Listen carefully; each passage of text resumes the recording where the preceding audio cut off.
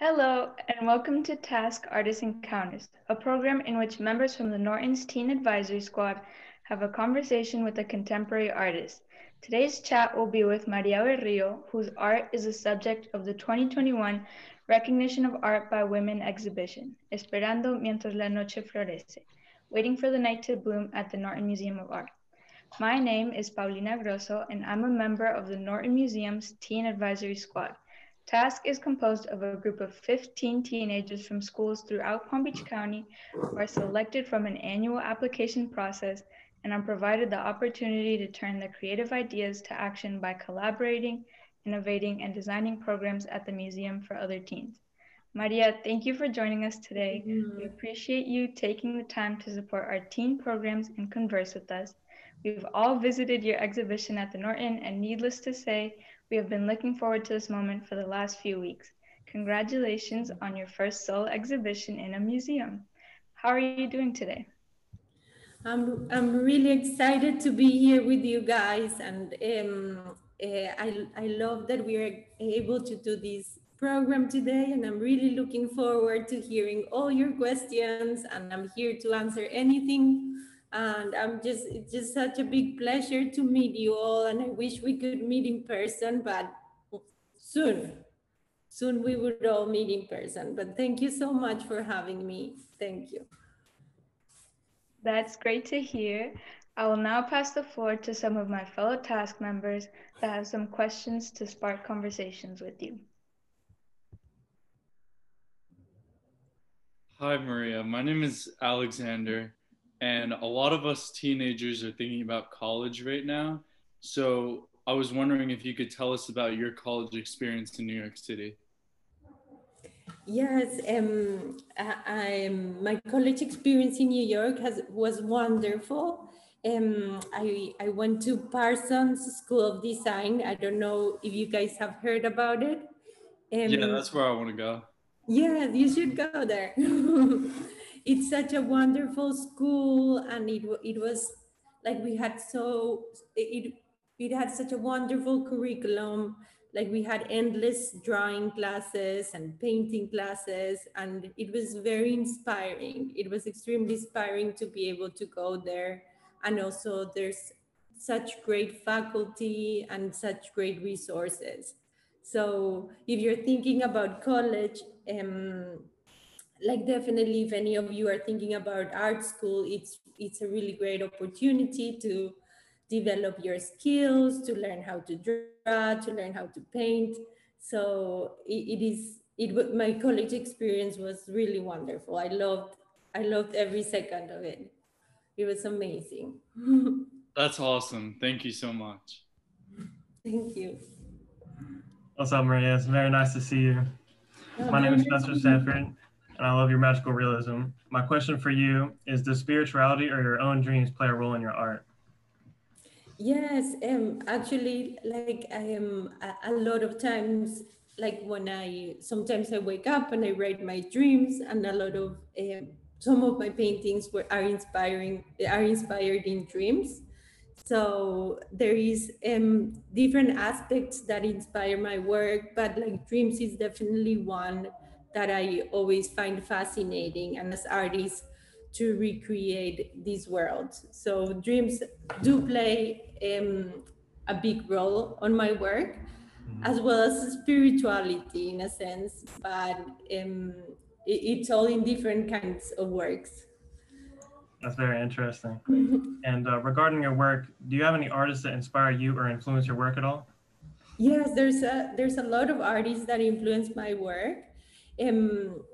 Recently, I've been looking a lot at Kerry James Marshall's. I don't know if you guys have seen any of Kerry James' paintings. So he's one of my favorite artists at the moment, as well as David Hockney. I don't know if you've seen Wangechi Mutu. I think you have seen it. She's in the Norton's collection. So there's a lot of my favorite artists at the collection as well. But I'm thinking Wangechi Mutu, Toyino Dutola, who else? There's so many different artists, but but definitely right now I'm looking at some of them at the moment. Thank you. And lastly, for me, do you have any rituals before or during your creation process? Excuse me, can you repeat it? I'm sorry, there's like, I'm sorry. Yeah. I Do you think have any there, rituals before you create art or during you create art, like listening to music? yes, I do. I listen, like I listen to a lot of music during while I paint. Sometimes I prefer like complete silence. I feel like sometimes it's really good to have silence when you're trying to concentrate. And sometimes there's times where I am making something very repetitive. So then I would listen to a podcast maybe if I know what I'm doing. But if it's a time where I'm trying to find something um, or I'm struggling with the work, I try a lot for it to be completely silent. So there's different kinds of music for different types of work, but but I do listen to a lot of music as well, so it all All right, thank depends you. on the work. Hi, my name is Krista, and I first just want to thank you for being here and talking with us. I know I can speak for everyone when I say we thoroughly appreciate it. My first question for you is, do you think the transition of political and social issues from Bogota to America was influential in your art? Yes, I think that all of the political situation of Colombia and all the social issues that came before coming to United States influenced my work greatly, in a sense where when I started to create work here, some of those themes appear in the work. So a lot of my work is autobiographical. So a lot of times, when I'm creating the work, some of these issues come into the work. So they definitely have reflected a lot of the works that I have created. And do you think your experience as an immigrant influenced your art at all too? Yes, definitely. There is a sense, like as you can see in the exhibition at the Norton, like a lot of the places in the exhibition are kind of imaginary. And I think that that relates to the idea of being an immigrant, to feeling like a bit out of place. But at the same time, also as an artist, we have this weapon to create our own worlds. So it doesn't mean that because you are not from here, you cannot create your own place. So I think that yes, a lot of the work also reflects themes of immigration and different stories about it. Thank you. That was really interesting. My final question is, how do you feel about your past works as you transition in ideas and concepts? Do they seem more distant from the person you are now? Oh, 1 second, sorry. Yes, like when I create a work, like when I look back to previous works, sometimes I feel like it's my old self, and as I move forward, I kind of um, feel like I'm constantly reinventing myself. So a lot of times I do look back and I feel like, oh, there was a different person. But then when you look at all of it, at all of the works together, you realize it's all part of your journey and it's all part of you. Thank you.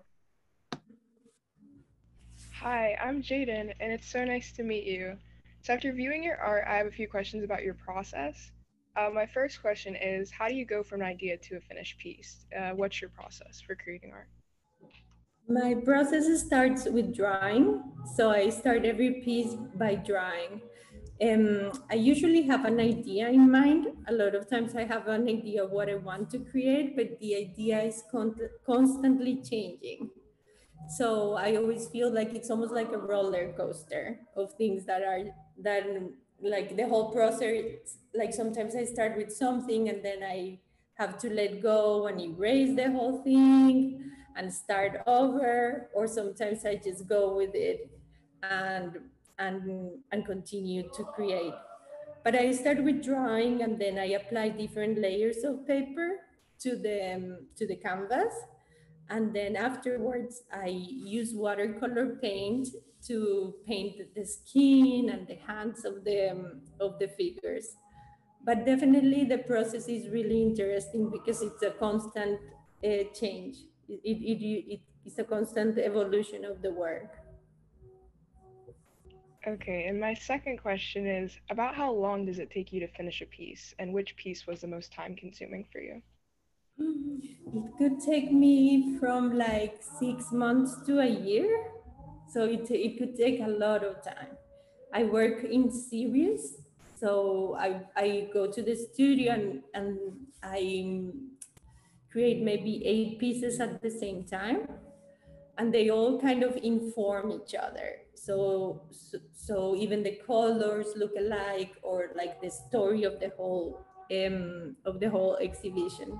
So it could take up to 6 months to a year, I think. It depends on the works also. Okay, thank you so much. Thank you. Hi, I'm Sol. It's great to meet you. I really love birds, and I noticed all the birds in your paintings. I was wondering if you could tell me more about them. So did you choose specific species of birds to represent certain ideas or places in your work? Yes, a lot of the birds I use in my work, I use like for different kind of pieces, there's different kinds of birds, but they all have a very similar symbolism which relates to ideas of freedom. So I think what I do with I do use a lot of birds in different kind of works. So what I do with the repetition of birds is kind of like use them as a symbol of almost like as a symbol of a different spirit, or a symbol of solidarity and freedom. So it depends on the work, but there is not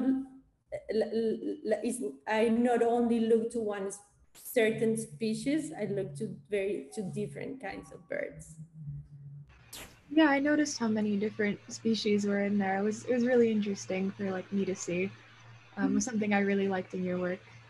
And my second question for you is, what inspired you to be a visual artist? Like, does your family have a past in the visual arts, or? I think I always loved to draw since I was a kid. It was something. It was always something that calmed me. It was always something very soothing. So since I was a kid, I used to draw a lot and I used to paint.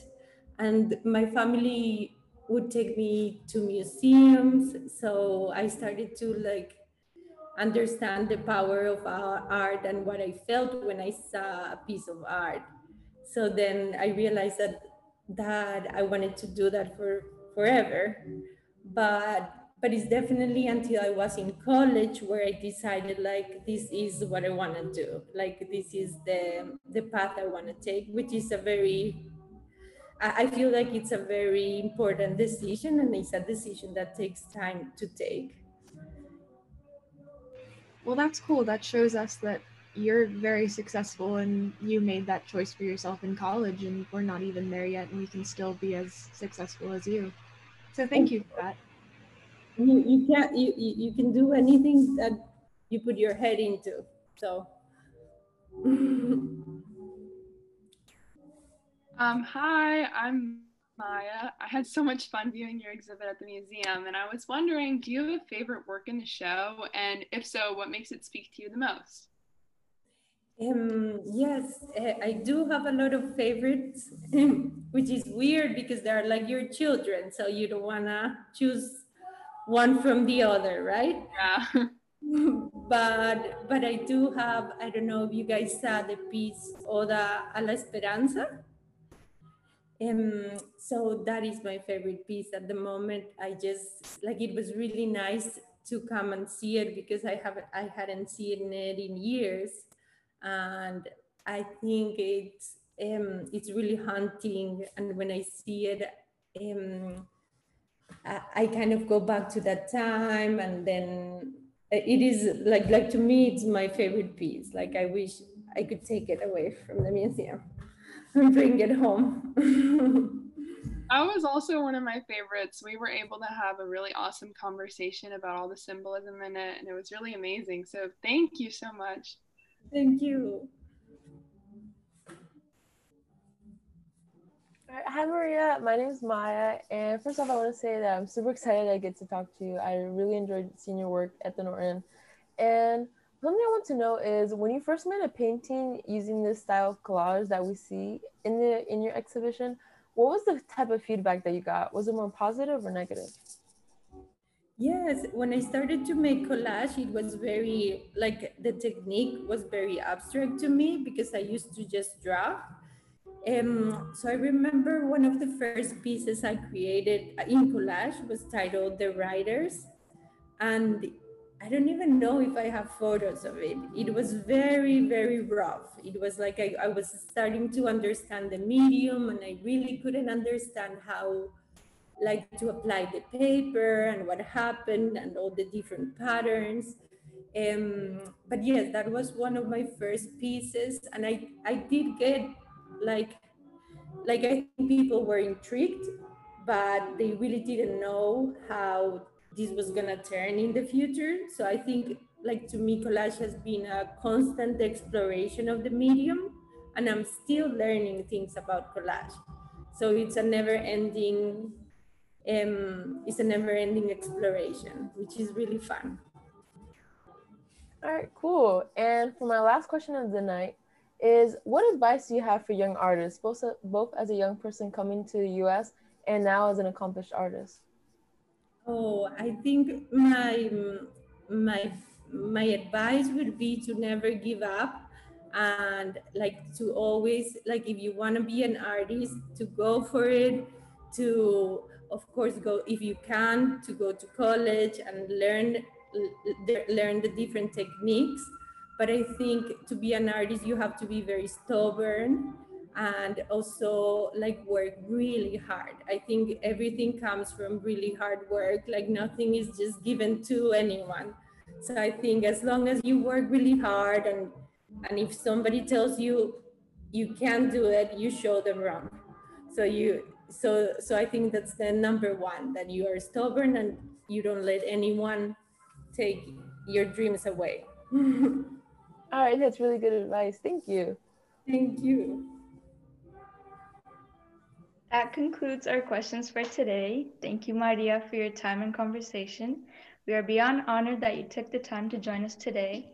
If you have not done so yet, I encourage you to visit the Norton Museum of Art and check out María Berrío's exhibition, Esperando, mientras la noche florece, waiting for the night to bloom.